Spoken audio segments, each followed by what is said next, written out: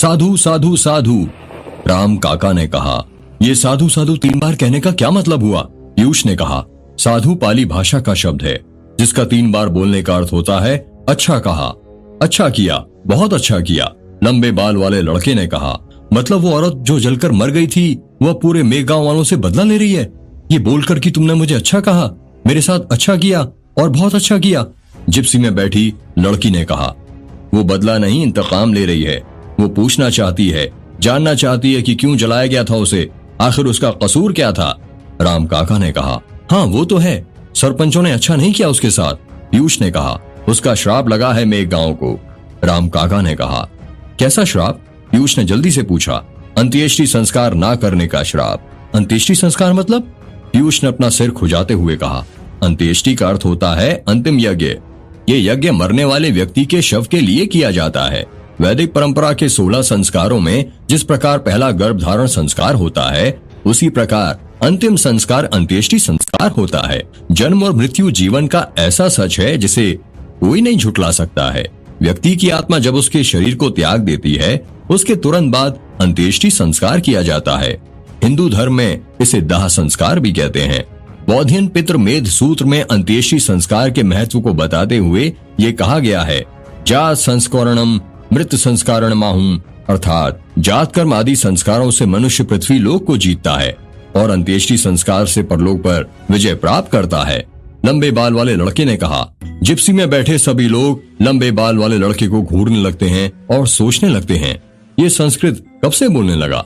राम काका जिप्सी की रफ्तार तेज करते हुए कहते हैं, बलमा टोला के सरपंच तेज बहादुर और दास गांव के सरपंच महेंद्र सिंह को जब पता चला कि धनपत राय अब इस दुनिया में नहीं रहे तो दोनों को बहुत बड़ा सदमा लगा।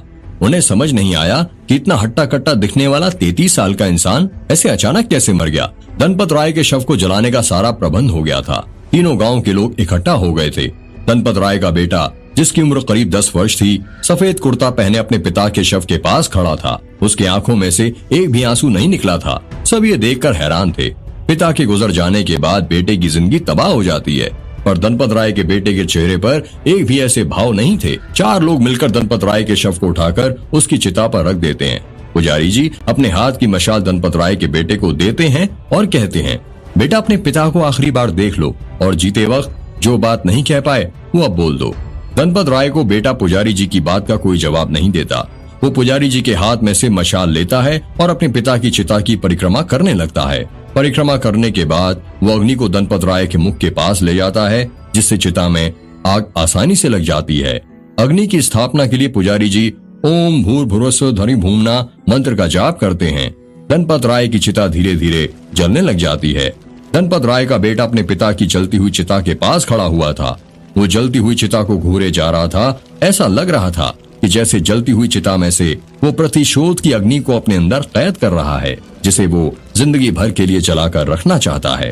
धनपत राय की चिता आधी ही जली थी कि तभी आसमान में तेज बिजली चमकने लगती है और देखते ही देखते मौसम बदल जाता है।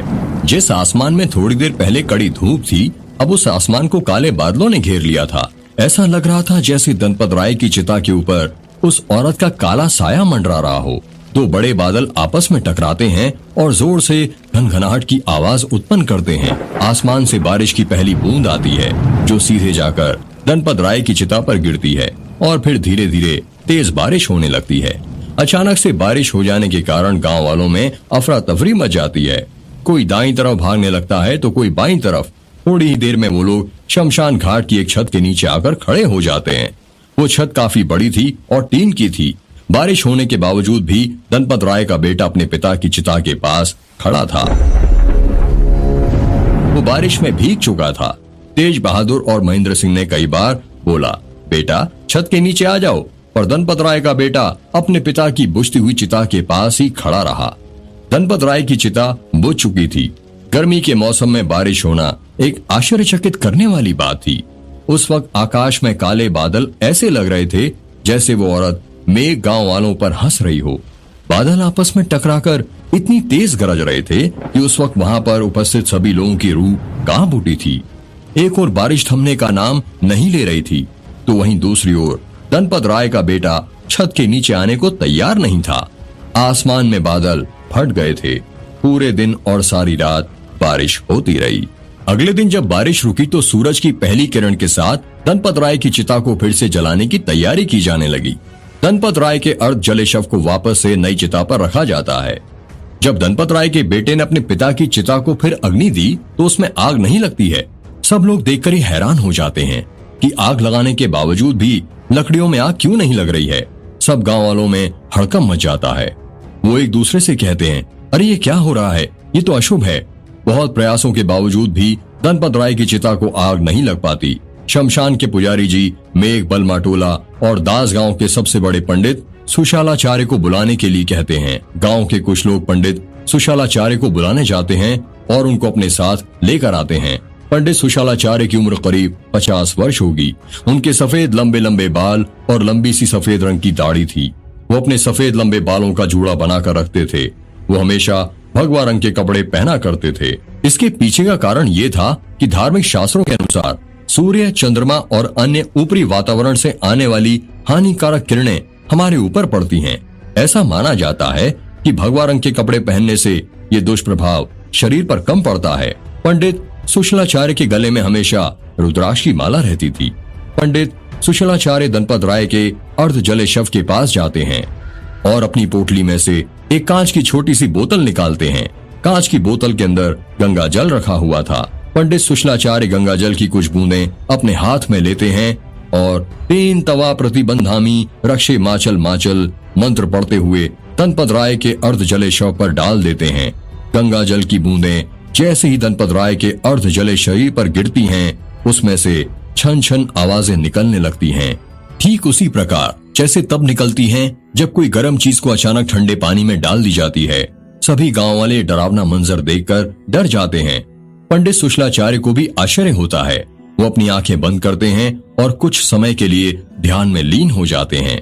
5 मिनट बाद वो अपनी आंखें खोलते हैं और कहते हैं, मेरे गांव को उस औरत का श्राप लगा है। उसकी मौत जल के मरने के कारण हुई थी। इसी वजह से मेरे गांव के अंदर अब किसी भी व्यक्ति की चिता को आग नहीं लगाई जा सकती। अब मरे हुए व्यक्ति को बस दफन ही किया जा सकता है। पंडित सुशलाचार्य की बात सुनकर गांव वालों में अफरा तफरी मच जाती है और वो एक दूसरे से कहने लगते हैं, अरे ये कैसे हो सकता है, हाँ ये कैसे हो सकता है। गांव के दूसरे आदमी ने कहा, लोगों के आवाजों की गूंज पूरे शमशान में गूंजने लगती है। ये तो हिंदू धर्म के विरुद्ध है। महागुरु पंडित सुशलाचार्य जी, यदि मृत्यु के बाद शव का अंतिम संस्कार नहीं किया गया तो धर्म भ्रष्ट हो जाएगा। शमशान घाट के पुजारी ने कहा, मुझे पता है, पर अब यही विधि का विधान है। उस औरत के श्राप को कोई नहीं रोक सकता, मैं भी नहीं। पंडित सुशलाचार्य के कहने पर गांव वाले बिना किसी सवाल जवाब के धनपत राय के शव को दफनाने के लिए राजी हो जाते हैं। क्योंकि गांव में कोई भी पंडित सुशलाचार्य के विरुद्ध नहीं जाता था, उन्हें सरपंच से ऊपर की भी उपाधि प्राप्त थी। 4-5 लोग आगे बढ़ते हैं और धनपत राय के अर्ध जले शव को अपने कंधों पर उठा लेते हैं। वो लोग शव को जो खेत अचानक जलकर राख हो गए थे वहां पर ले जाने लगते हैं। उन्हीं के पीछे धनपत राय का बेटा महेंद्र सिंह, तेज बहादुर और गांव के बाकी सब लोग जाने लगते हैं। चलते चलते रास्ते में गांव के लोग बातें करते हैं कि ये कैसा श्राप दे दिया उस कलमुही ने, सारे गांव का धर्म भ्रष्ट कर दिया। धनपत राय के अर्ध जले शव को खेत में ले लिया गया था। 3-4 लोग जाते हैं और फावड़ा और तगाड़ी लेकर आते हैं। वो लोग धनपत राय के शव के लिए गड्ढा खोदने ही वाले थे कि तभी धनपत राय का बेटा कहता है, कोई गड्ढा नहीं खोदेगा, ये मेरे पिता हैं और मैं खुद अपने पिता के शव के लिए गड्ढा खोदूंगा और इसमें मुझे किसी की सहायता की आवश्यकता नहीं है। अरे ये तुम क्या बोल रहे हो बेटा, महेंद्र सिंह ने कहा। हाँ बेटा, तुम कैसे इतना बड़ा गड्ढा खोद पाओगे, अभी तुम्हारी उम्र ही क्या है, ये काम हम लोगों को ही करने दो, तेज बहादुर ने कहा। नहीं काका, ये काम तो मैं स्वयं ही करूंगा, कृपया करके आप सब पीछे हट जाएं और मुझे ना रोकें। धनपत राय के बेटे की बात मानकर सब लोग पीछे हट जाते हैं। धनपत राय का बेटा फावड़ा उठाता है और गड्ढा खोदने लग जाता है। वो करीब 2 घंटे तक अपने पिता के शव के लिए गड्ढा खोदता रहता है। जब गड्ढा खुद जाता है तो वो गांव के कुछ लोगों के साथ मिलकर अपने पिता के शव को गड्ढे के अंदर डाल देता है।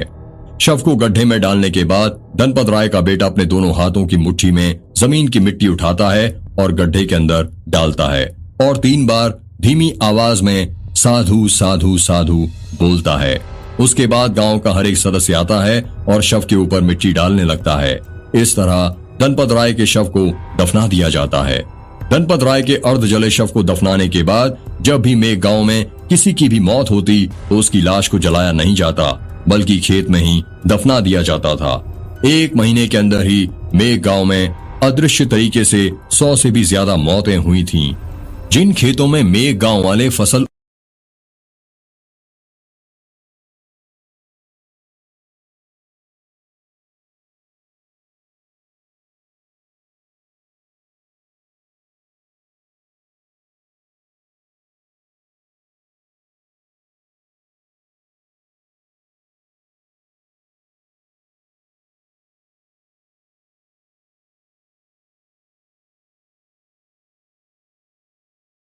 उगाया करते थे, वही खेत अब वो कब्रिस्तान में तब्दील हो गए थे।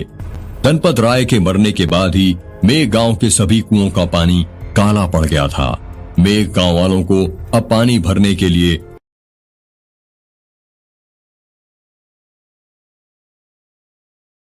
बलमा टोला या दास गांव जाना पड़ता था।